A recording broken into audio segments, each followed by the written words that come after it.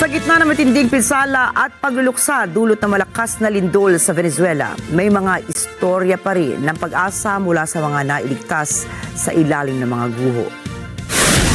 Naging madamdamin ang tagpo matapos masagip ang isang 18-day-old na sanggol mula sa gumuhong gusali.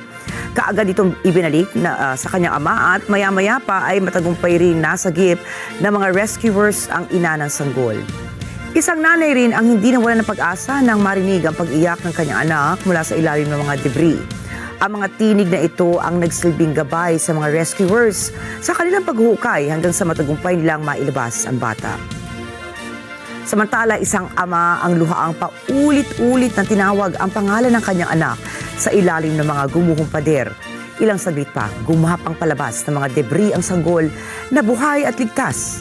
Samantala, nagdala ng ngiti ang mga alagang aso na natagpo ang buhay sa mga gumuhong buildings. Maingat silang binuhat ng mga bumbero at dinala sa pangangalaga ng mga otoridad matapos ang rescue operations. Ilan po lamang ang mga istoryang ito sa kinakapitan ng mga pamilya at rescuers sa paniniwalang mas marami pang buhay na pwede mailigtas sa ilalim ng mga gumuhong infrastruktura.